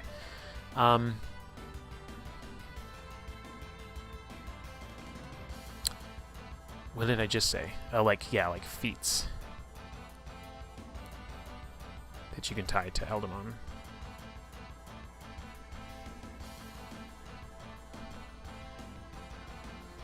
But I don't know. I don't know how to do that. Like, how do you keep somebody from just stacking all of their feats onto their one, like, big bruiser, you know? And maybe you just don't worry about that, and you say, well, I guess if you want to do that, go for it. But maybe you say you can't have any more feats. How would you do that? I was thinking of limiting it in one way that I realized immediately wouldn't work.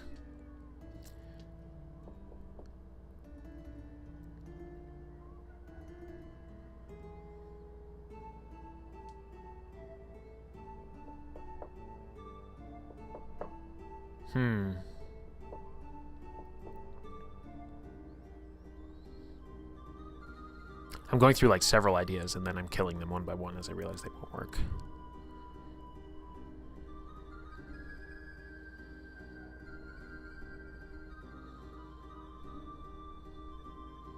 I mean, maybe they're just so rare that like, or they're so expensive that it's just not possible to really super stack them. Maybe that's the way to do it. Anyway, progression is something to think about because we're going to have, I assume we're going to have some sort of points system. But we don't have to worry about this yet.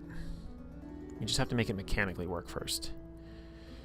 These are all future problems. Okay. Mitigated weaknesses. So this is another thing an effect you could buy. Yeah, that could be a thing, potentially, depending on if we handwrite subclasses. Don't need that. Don't need that. Don't need that.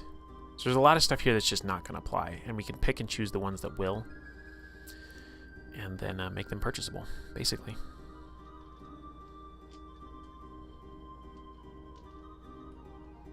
I think that's enough to know that there's not too much stuff to worry about. We are going to have the class DC.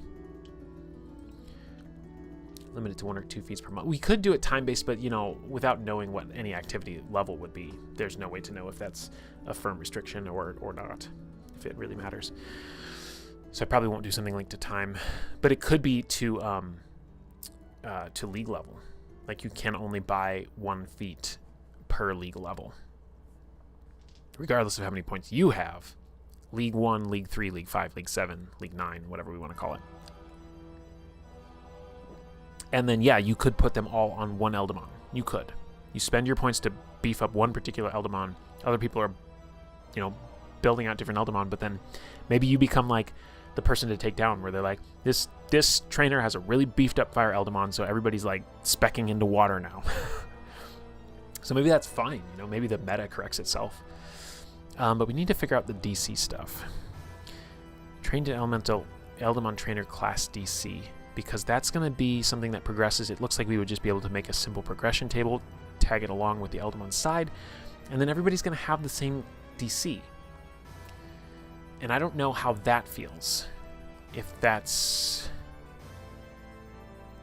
cool or not cool.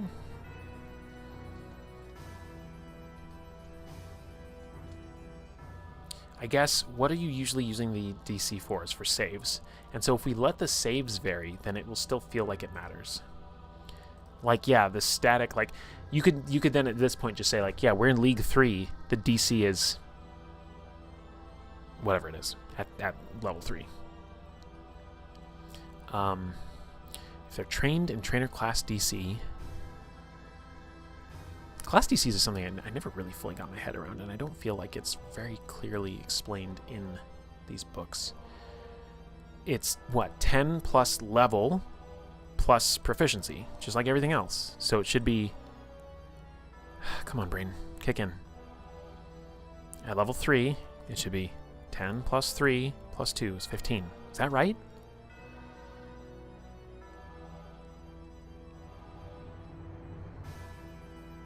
Is that right? I don't know how this stuff works. But I think that's fine. So you're going to have a set DC per league that you're in.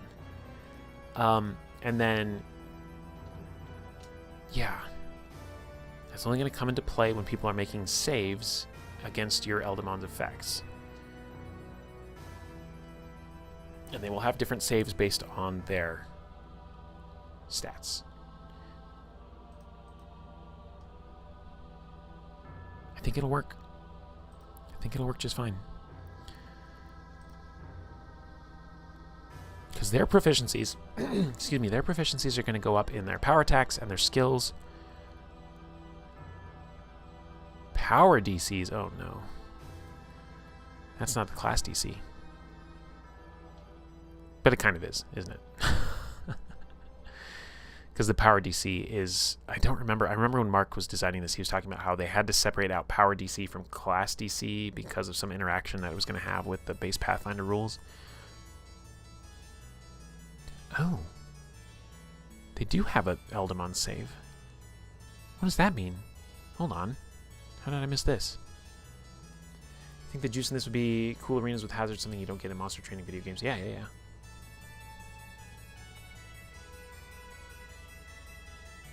Oh, not month. Mon. Yeah, you could do a hard cap on. You could do a hard cap on feats per Eldamon. Yeah, cool arenas would be definitely fun, especially with water elemental or water Eldamon can push and shove, which means they can push you into hazards and stuff. Most of them can't. Okay. When with their initial proficiencies at first level, Eldamon are experts in one saving throw and trained in perception and the other 2 saving throws. Okay, you don't have to appeal to stats. Okay. I'm getting excited about this. Hold on. Let's grab a random guy. So basically, it is still going to key off their stats. I thought it took their saves from the trainer, but it doesn't. So this is already built in there. So at level 3, for this guy, for example, well,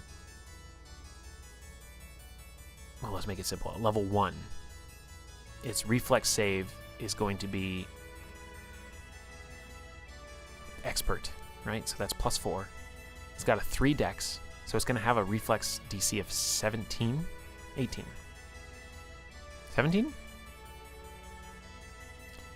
18, because you add level. And its other saves, its fortitude save is going to be 15, and its will save is going to be 14. I think. Yeah. I think this is going to work. What we'd probably do is build like a... It's me, so this is how it would work. I would build a Eldamon team tracker Google sheet where you would just plug in the numbers so that people could refer to them. Just a simple sheet that just shows the base stats, right? The saves, everything like that. I don't know.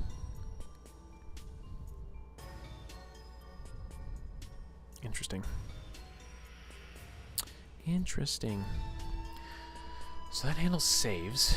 What else were we going to look at? We were looking at trainer to see if there's any other stuff that is going to be messed up by not actually having a mechanical trainer, and I don't think there's much. I don't think there's much at all. So potentially this is ready for a rough playtest on the server. And then the only bottleneck is me putting it together and still figuring out the map situation. The map situation is going to be a problem.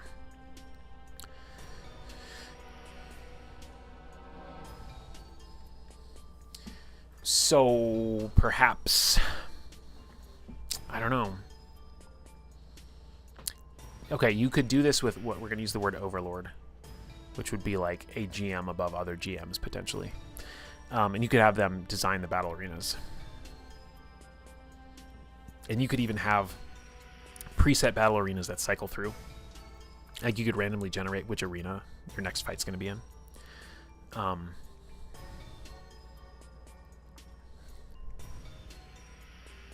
And so maybe there's like, as the league levels up, there's new arenas that get added into the random generation.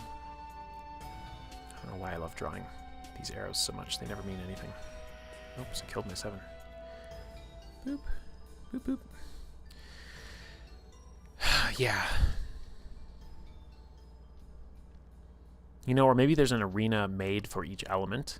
That could be fun. Like there's a standard one, and it has like a 50% chance of generating, and then there's one for each element beyond that, and those all have an equal distribution. That could be fun.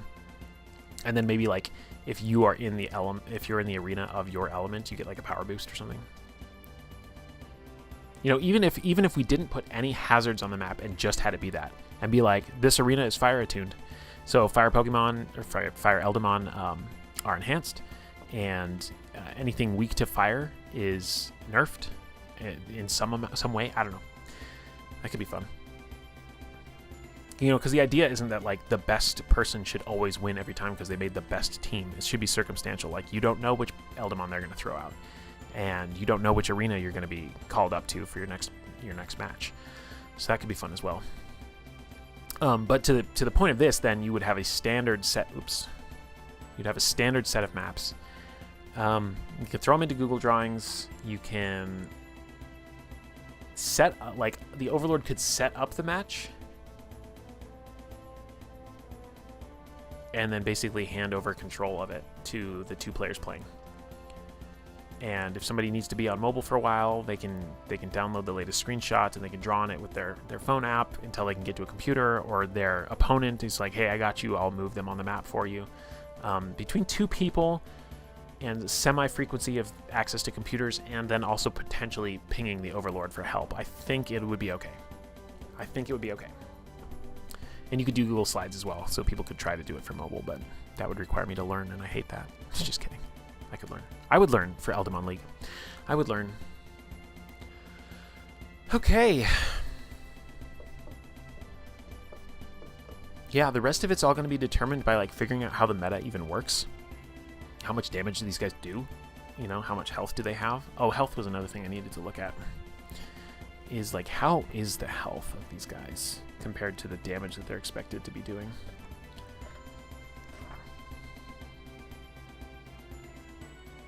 Oh, right, there's a whole like health calculation you have to do.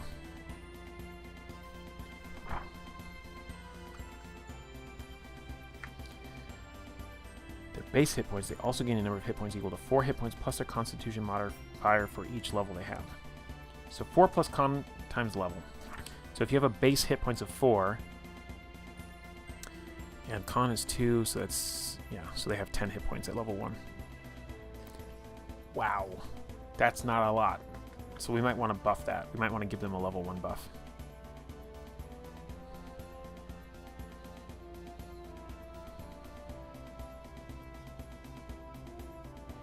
Yeah, because they're not... Well, okay. We've got to build in probably automatic bonus progression, too. Because otherwise their strikes are not going to go up in power. And so we need the strikes to go up in power so that they are actually options to consider.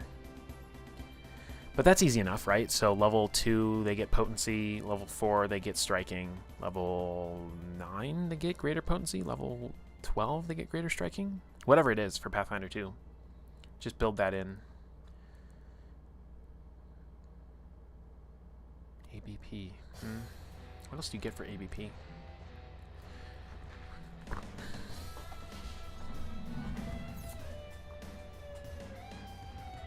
Should be in this book, I think.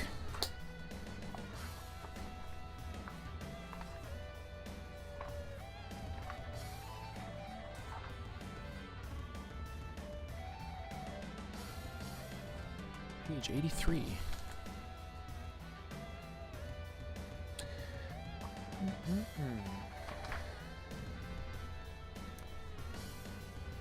Yeah, this will work.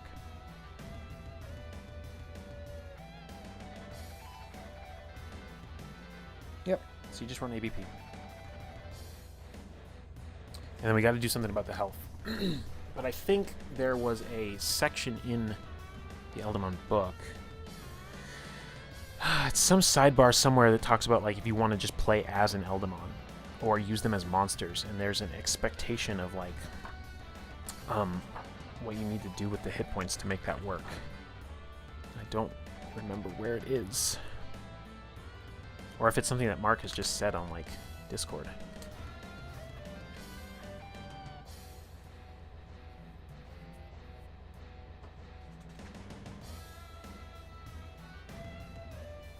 Bear with me while I read.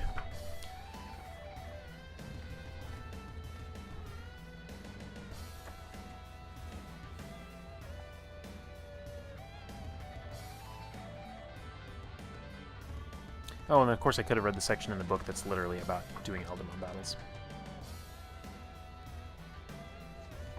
So you can do substitutions. Victory conditions.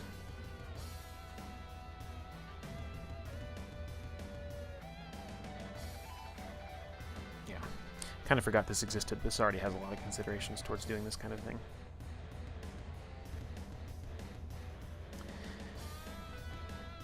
Okay, here we go. Eldamon are capable of dealing enough damage in a single power that rule sets depending on Eldamon being eliminated at half hit points or some other lesser threshold are relatively unpopular since Eldamon can't continue fighting beyond 0. Okay, elimination at 0. Okay.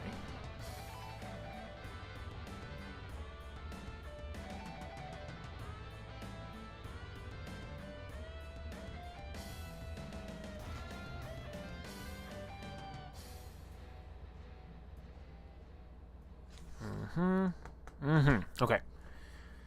I don't really see anything in here about adjusting hit points, though.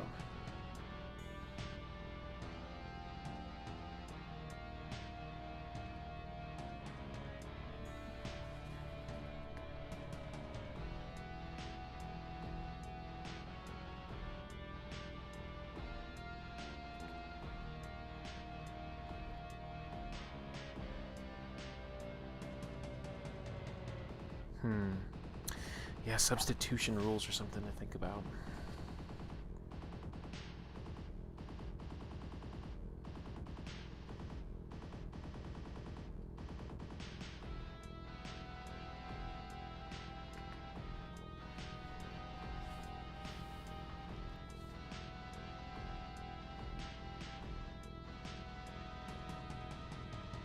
Oh, here we go. No, that doesn't say it either.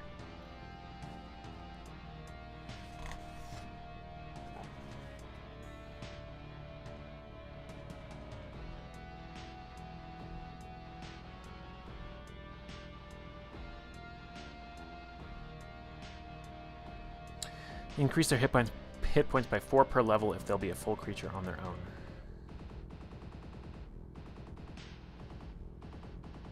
So there you have it. There's the answer. So it'll be con plus 8 times level plus base.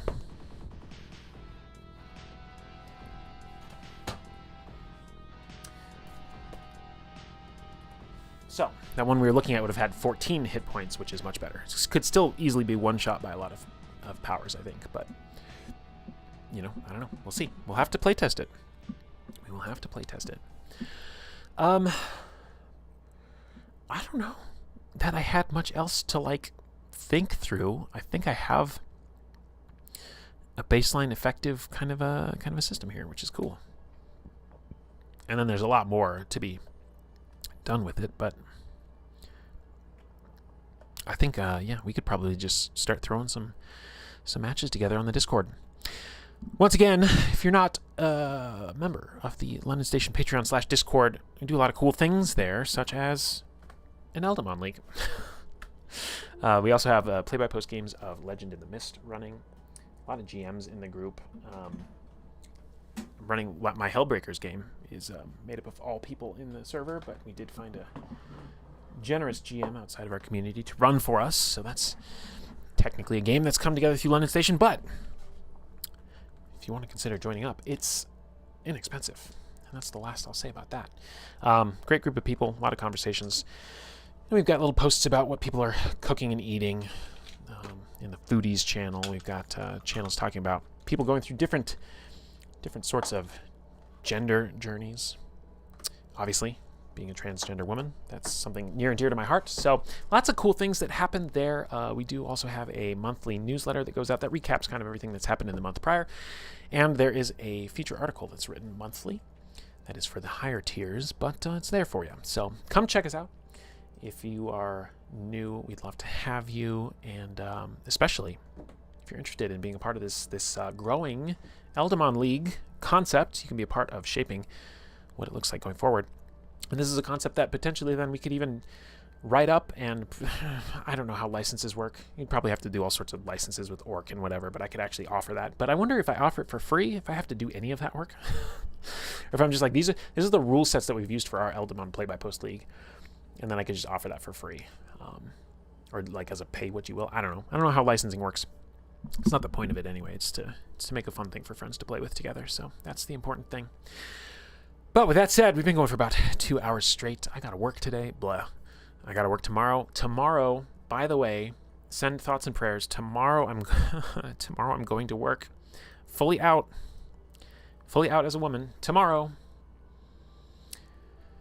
So that's terrifying and scary, but cool, but terrifying and scary.